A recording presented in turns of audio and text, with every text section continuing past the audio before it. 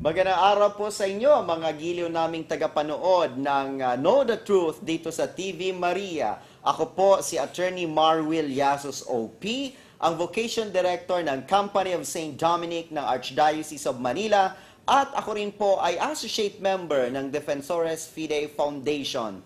At of course, hindi natin makakalimutan banggitin na tayo din po ang legal advisor ng Catholic Faith Defenders of Davao City. Magandang araw po sa inyong lahat at hindi po makukumpletong ating talakayan kung wala po ang ating pinakamamahal na Reverend Father Abe Arganyosa. Magandang araw sa iyo, Father. Magandang araw sa iyo, Atty. Mars, at tayo nagpupuri sa Panginoon sapagkat sa kanyang awa at grasya, muli po tayo nagbabalik sa telebisyon para sagutin ang inyong mga katanungan at ipahayag sa inyo ang salita ng Diyos, ang aral ng Santa Iglesia na nakasaad sa banal na kasulatan. At ito po si Father Abe Arganyosa, ang National Spiritual Advisor or National Advisor ng Catholic Faith Defenders at Associate Member din, tulad ni Brother Mars, ng Defensores Fidei Foundation. At ito rin po ang namamahala ng Splendor of the Church Blogspot na dinadayo na napakaraming nagbabasa na nagnanais malaman ang ating pananampalataya. Kaya tayo po ay nagpupuri sa Panginoon dahil yung ating isinasagawa diyan sa Blogspot na iyan ay ating naipapahayag sa inyo ngayon sa telebisyon. Yes, tamang-tama. At Father, hindi lamang yung ating mga vlogs ang talagang sinusubaybayan ng mga tao, maging yung ating Facebook page ng Know the Truth, TV Maria sa Facebook, ay talaga naman pong marami ang naglalike at masasabi po natin na umaabot na po ito sa 1,000, no? At sa mga nagtatanong kung saan nila mapapanood ang palatuntunang ito po ay hatid ng TV Maria sa Dream Channel 3, Destiny Cable 93, Sky Cable 160 at yung mga wala po, Father, na TV Maria sa kanilang mga local cable providers. Maaari po ninyong tawagan ang inyong mga local cable operators at ipakiusap po ninyo na malagyan ng TV Maria sa inyong cable sapagkat mapag-iiwanan po kayo pagdating sa mga talakayan tungkol sa ating pananampalatayang Katoliko. At ito po, Father, kailan ito mapapanood? Ay ito po yung ating mapapanood from Monday to Sunday, Brother Mars. Yes. At ito po yung mga oras na nakalaan para sa ating programa. 6:30 ng umaga, yan po ang first airing. Okay. At gayon din po, ito po i-replay ng alas 3 ng hapon, 3 p.m. At muli po itong ipalalabas uli pagdating po ng 11:30 ng gabi hanggang alas 12:30 ng hating gabi. Talaga naman po palang hindi lamang Monday to Sunday o isang buong linggo nilang matutunghayan, ito rin po ay round the clock. So nasa inyo po yan. Talagang ito po ay very convenient sa ating mga tagapanood. At bueno, Father, mukha yata pong napakaganda naman po ng ating tatalakayin sapagkat ito po ay sentro ng ating pananampalataya bilang mga Katoliko na may kinalaman po ito sa banal na Eucharistia. Sapagkat meron pong mga nagtatanong, bakit naman daw po yung tinapay ay nagiging katawan at dugo ng ating Panginoong Hesukristo? Ito po ang kanilang katanungan.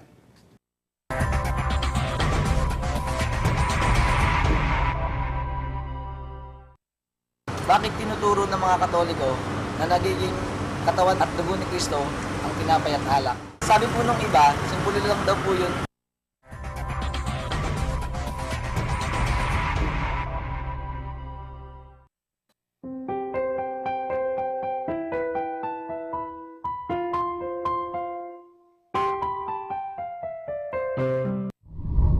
At tayo po'y muli nagbabalik dito sa Know the Truth, TV Maria. At ang katanungan po bakit naman daw yung tinapay ay nagiging katawan ng Panginoong Hesukristo? Yes, unang-una po sa lahat, minamahal naming mga kapatid, yan pong aral na yan ay hindi po namin inimbento. At kung ayaw nyo kung paniwalaan, Biblia po ang magpapaliwanag sa atin. At hindi po lamang basta sa Biblia, sa New Testament, at magiting na apostol ng ating Panginoong Hesukristo ang magpapaliwanag sa atin.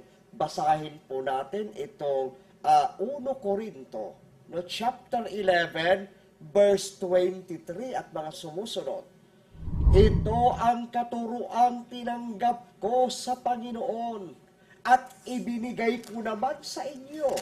O ito po, sino po nagsasalita? Si Apostol San Pablo. Tinanggap niya daw sa Panginoong Jesucristo, binibigay niya naman niya sa atin. Simula sa mga taga-Korinto hanggang sa gayon, no, sa mga Kristiyano. Liba na lang sa mga ayaw. No? Ang Panginoong Jesus noong gabing siya'y ipagkanuno, ay dumampot ng tinapay. O ayan, tinapay ang dinampot ng ating Panginoong Jesucristo. Pagkatapos nagpasalamat at pinagpira-piraso iyon at sinabi, ito ang aking katawan na iyahandog para sa inyo. So, simula po, tinapay, at pagkatapos ipagpasalamat sa wikang Griego po yan, Eucharisteo. No? Kaya nga Eucharist ang tawag natin. Ay hindi na po tinapay, hindi sinabi ng Panginoon, ito ang aking tinapay, kanin ninyo. Hindi po. Ito ang aking katawan na inihahandog para sa inyo. Napakalinaw. Tapos sinabi pa niya, gawin ninyo ito sa pag-alala sa akin. Ito naman pong kasunod, hindi lang doon sa tinapay, pati doon sa alak na nasa kalis o kopa. Pakibasa po, Brother Mars, itong verse 25. Matapos maghapunan, dumampot din siya ng kopa at sinabi, ang kopang ito ang bagong tipan ng Diyos na pinagtibay ng aking dugo. Tuwing inumin ninyo ito, gawin ninyo bilang pag-aala-ala sa akin. Sapagkat tuwing kakain kayo ng tinapay na ito at iinom sa kopang ito, ipainapahayag ninyo ang kamatayan ng Panginoon hanggang sa kanyang muling pagparito. Yan po, mga kapatid, ang ating nabasa. At yun daw pong kopa ay sagisag ng kanyang dugo at naglalaban ng kanyang dugo. Dapat nating inumin, no? Kainin ang katawan ng Panginoon at inumin ang kanyang dugo. Hindi sa literal na pamamaraan na kakagatin natin ang ating Panginoong Jesucristo na tulad ng vampira, kung hindi ating tatanggapin yung tinapay at alak na nagiging kanyang katawan in a Eucharistic manner. Yes. Kaya ito po ay nasa Biblia, letra por letra, at talagang pinatutunayan ng ating Panginoong Jesucristo. Talaga naman pong napakalinaw at napakadalisay ng aral ng banal na kasulatan tungkol po sa katotohanan ang tinapay ay nagiging katawan at ang alak ay nagiging dugo ng Panginoong Jesucristo. Father, ano po ba yung ating kasagutan na talagang pinaninindigan ng ating mga kaibayon na yan daw po ay symbolic lamang? Nakakalungkot po, Brother Mars, walang sinabi yung ating Panginoong Jesucristo na ito ang simbolo ng aking katawan o ito ang representation ng aking katawan. Napakalinaw po ang sabi niya, ito ang aking katawan. Yan ay declaration, mga minamahal naming mga kapatid. Yan ay talagang definitive na turo at aral ng ating Panginoong Jesucristo na pinaniwalaan naman ng mga apostoles. Kaya kasabi rito ni San Pablo sa 1 Corinthians chapter 11 verse 27, ituloy natin ang basa. Ang sino bang kumakain ng tinapay at umiinom sa kopa ng Panginoon sa paraan di nararapat ay nagkakasala sa katawan at dugo ng Panginoon. Kapag yun ay ordinaryong tinapay lang, brother, magkakasala ka ba? Bakit naman magkakasala ka kung tinapay lang yun? Ang sabi dito, napakalinaw na nagkakasala ka sa katawan at dugo ng Panginoong Jesucristo. Kung symbolic lamang yan, o kung talagang nanatili ang tinapay, bakit sa katawan at dugo ka ng Panginoong Jesucristo magkakasala? Yes, napakagandang katanungan po na hindi kayang sagutin ng ating mga kaibayo sa pananampalataya na naninira sa ating Santa Iglesia. Ito pa, may mahalaga pa, may kasunod pa yan, mga minamahal na kapatid. Sa verse 28, kaya't dapat siya sa atin ng tao ang kanyang sarili bago siya kumain ng tinapay at uminom sa kopa. Bakit kakain ka lang ng tinapay? Bakit kailangan pang siya sa atin? Paano yung ibig sabihin ng pagsisiyasat na yan? Actually, ito yung tinatawag nating examination of conscience. So, lumalabas, Father, na napaka-katoliko po talaga itong Biblia, Exactly. no? Talagang bago ka tumanggap ng katawan at dugo ni Kristo, dapat may pagsisiyasat ka sa iyong sarili. Kung kakain ka lang nga naman ng tinapay, bumili ka sa panaderia, bakit ka naman magsisiyasat pa ng iyong sarili? Yes, yan po ang katanungan natin at napakahalagang dapat nilang pagtuunan ng pansin, brother. Kaya tayo nagsisiyasat ng sarili natin bago magkomunyon. Sapagkat kapag kumain tayo ng hindi karapat-dapat, no, tayo magkakasala sa katawan at dugo ng ating Panginoong Jesucristo. Hindi lang magkakasala doon sa tinapay o sa simbolo, kundi mismong Sa sa katawan. katawan ng Panginoong Hesukristo. Yes, at kaya kasabi po dito ng ating minamahal na San Pablo, dito po sa verse 30, iyan ang dahilan kung bakit mahihina at masasakitin ng marami sa inyo at may ilan nang namatay na. Ibig sabihin, sobrang tindi ng kaparusahan dito sa mga lumalapastangan sa katawan at dugo ng ating Panginoong Hesukristo. Mas lalo nating maiintindihan yan, mga kapatid, kung babasahin natin yung versikulo 29, kung matanong natin na ating mga sarili, bakit naman ganon katindi ang kaparusahan? Sapagkat sinasabi po dito sa versikulo 29, sapagkat ang kumakain at umiinom ay kumakain at umiinom ng hatol sa kanyang sarili, kung hindi niya kinikilala ang katawan ng Panginoon. Kaya pala yung dapat na pagtanggap mo ng tinapay, dapat kinikilala mo na ito ang katawan ng Panginoong Hesukristo. Kaya kapag hindi mo kinilala, abay, nagkakamali ka. Yes, at napakahalaga pa po yan para sa ating mga Katoliko sapagkat alam naman natin na isa sa pinakamahalagang bahagi ng ating misa ay ang tinatawag nating pagtanggap sa katawan at dugo ng ating Panginoong Hesukristo, Brother Mars. Kaya nga ang tawag natin siyan ay Holy Communion o banal na pagtanggap sa katawan ng ating Panginoong Hesukristo. Mababasa ba naman natin, Father, yung komunyon sa banal na kasulatan? Baka na naman ito ay inventong aral ng Iglesia Katolika. Ay, yan po ang kagandahan, mga minamahal na kapatid, dito po sa ating programang Know the Truth. May mababasa po tayo, Brother Mars. Ito po ay mababasa natin dito sa 1 Corinthians chapter 10, verse 16 to 17. The cup of blessing which we bless, is it not the communion of the blood of Christ? The bread which we break, is it not the communion of the body of Christ?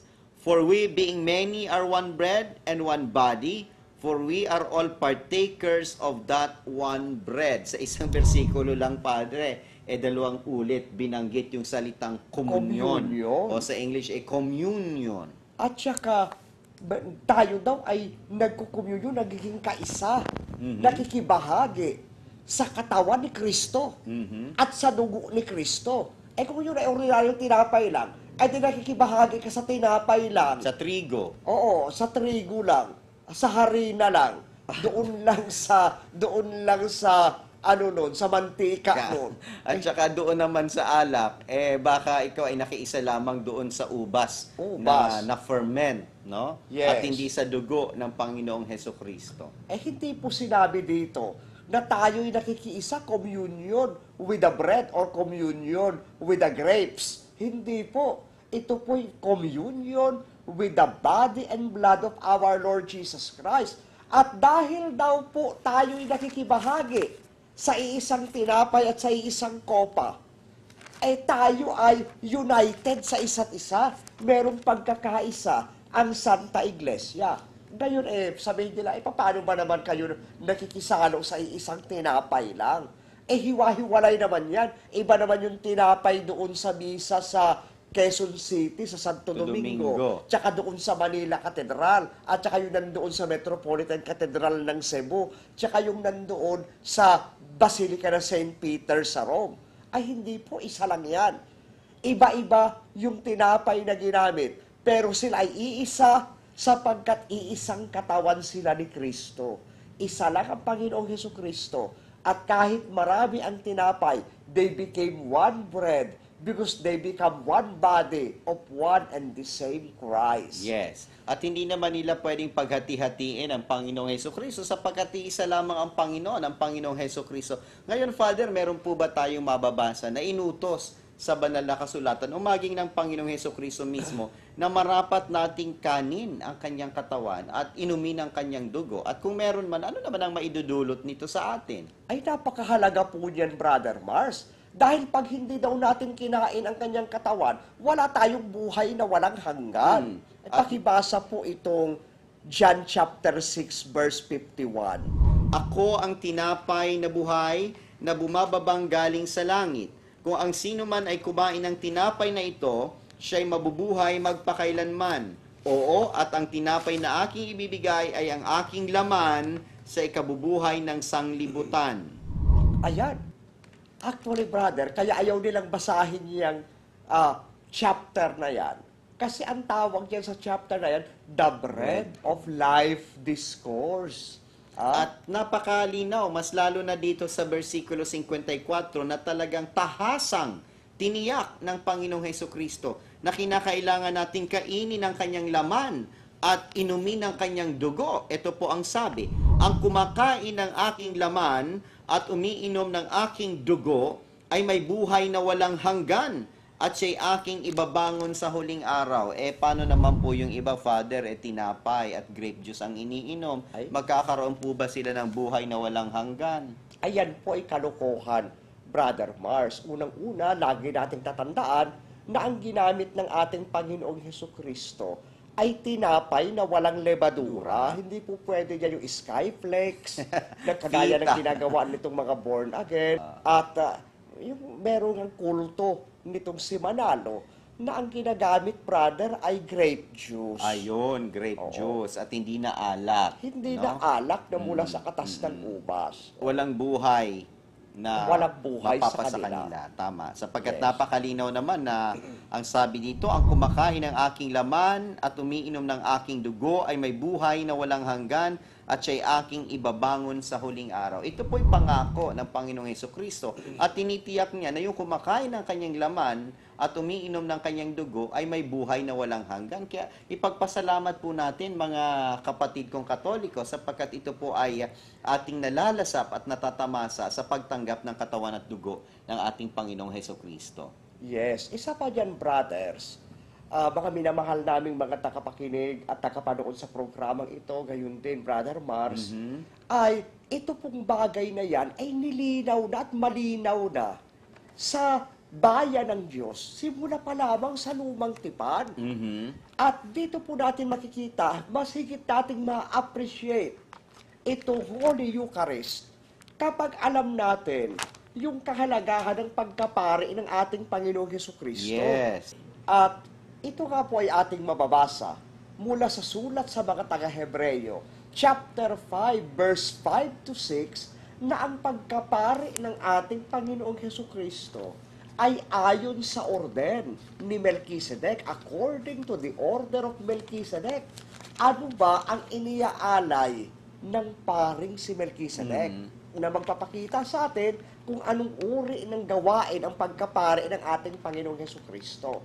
Basahin po natin itong Genesis chapter 14, verse 18. And Melchizedek, king of Salem, brought forth bread and wine, and he shall be the priest of the Most High God. Sa Tagalog, at si Melchizedek na hari sa Salem ay naglabas ng tinapay at alak at siya'y pari ng kataas-taasang Diyos. Ayan po, napakalinaw at napakaganda.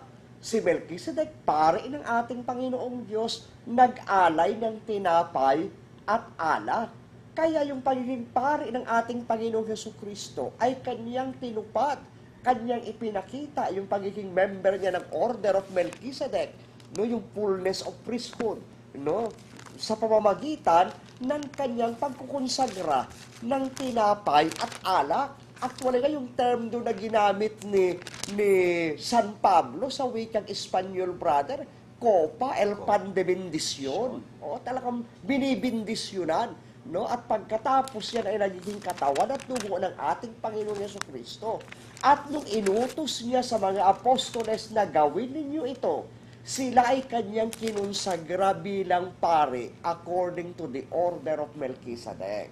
At ang ating Panginoong Hesukristo bilang pare ayon sa orden ni Melchizedek ay may ginawa pang masigit doon sa pag-aalay lamang ng tinapay at alak, sapagkat sa kanya yung tinapay ay ginawa niyang kanyang katawan at yung alak ay ang kanyang dugo. Exactly. At ito ay ginawa niya doon po sa huling hapunan at babasahin po natin dito sa Lucas Kapitulo 22, versikulo 19, at siya'y dumampot ng tinapay at nang siya'y magpasalamat ay kanyang pinagputol-putol at ibinigay sa kanila na sinasabi, ito'y aking katawan na ibinibigay dahil sa inyo. Gawin ninyo ito sa pag-aalaala sa akin. Versikulo 20. Gayon din naman ang saro, pagkatapos na makahapon na sinasabi, ang sarong ito'y ang bagong tipan sa aking dugo na nabubuhos ng dahil sa inyo. Napakalinaw po ng binabanggit sa ating Ebanghelyo ni San Lucas. Yes, napakalinaw nga po, Brother Mars.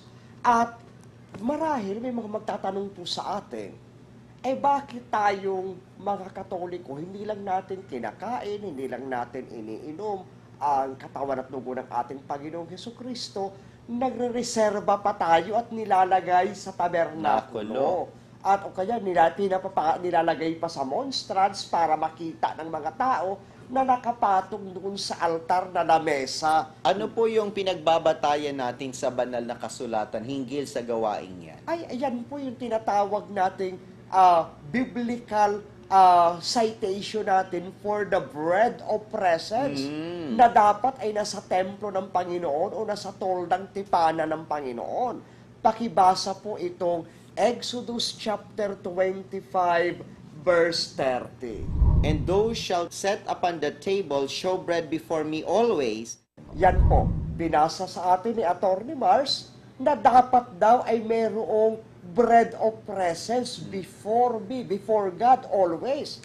Babasahin ko po yan sa wikang Tagalog dito po sa Ang Magandang Balita, Biblia.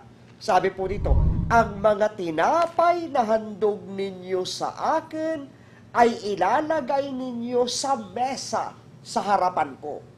Ano yung harapan ng Panginoon? Yung dambana sa altar. Yung altar na yun, ang tawag natin dyan ng mga Katoliko, altar table. Kaya dyan sa altar table, kinukonsagra at inilalagay yung tinapay, brother. At kapag ito rin ay showbread, sabi, binasa mo nga kanina sa King James Version, showbread, tinapay na dapat ipakita, nilalagay natin sa monstrance, sabi ng monstrare, instrument para makita ng mabuti yung tinapay dahil nakasalamin siya Di ba? Kitang-kita yung tinapay na walang lebadura na ginamit ng ating Panginoong Hesukristo. Nakapatong sa mesa yung showbread na nakalagay sa monstrance para makita ng mabuti ng mga tao. So, ibig sabihin po pala, lahat ng mga elemento na gawain ng mga Katoliko ay nababatay po sa banal na kasulatan na gaya ng pinapaliwanag ni Reverendo Padre Abe Arganyosa. At nagtatanong naman sila, bakit daw tinapay na walang libadura at maliliit ang ating tinapay? Ito po ay may batayan din sa banal na kasulatan. Halimbawa sa Aklat ng Mga Bilang, Kapitulo 6, versikulo 15, at isang bakol na tinapay na walang lebadura, mga munting tinapay na mainam na harina na walang lebadura na pinahira ng langis, at ang handog na harina niyaon, at ang mga handog na inumin niyaon. Matindi. Dito rin po naman sa Exodus chapter 12 verse 17, sinasabi ng Panginoon na yung pista, feast of the unleavened bread shall be an ordinance forever. Ginawa yan nila Moises hanggang sa bagong tipan at sinunod ng ating Panginoong Jesucristo na ginagawa naman hanggang ngayon ng mga Katoliko.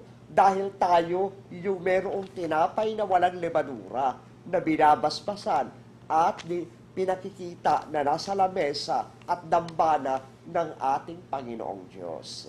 At talaga pong hitik na hitik sa kaalaman at karunungan yung ating pong paksa sa araw na ito. At papalawigin pa po natin ito sa mga susunod na pagkataon. As usual, ito po ay patikim lamang.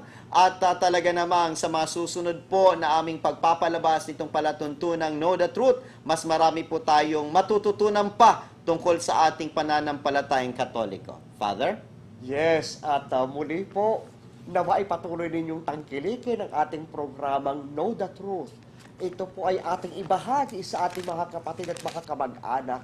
Ipaalam po natin ito sa ating mga kaibigan upang higit pang mas maraming matutong hinggil dito sa ating programa sa salita ng Diyos at sa aral ng ating Santa Iglesia upang makita natin na ang ating pananampalatayang Katoliko ay tunay, dalisay na nakasaad sa banal na kasulatan. At lagi po nating tatandaan na ang tinapay at alak po ay walang iba kundi ang katawan at dugo ng Panginoong Hesukristo na inaalay po sa atin para sa ating kaligtasan. At tayo pong mga Katoliko ay mapalad na palagi ang kasama po natin ang Panginoong Jesus sa Holy Eucharist. At muli po, ito po si Attorney Marwil Yasos na nakasama ninyo at ni Father Abby Arganyosa sa palatuntunang Know the Truth. Alamin ang katotohanan sapagkat ito ang magpapalaya sa atin. Magandang araw po sa inyong lahat.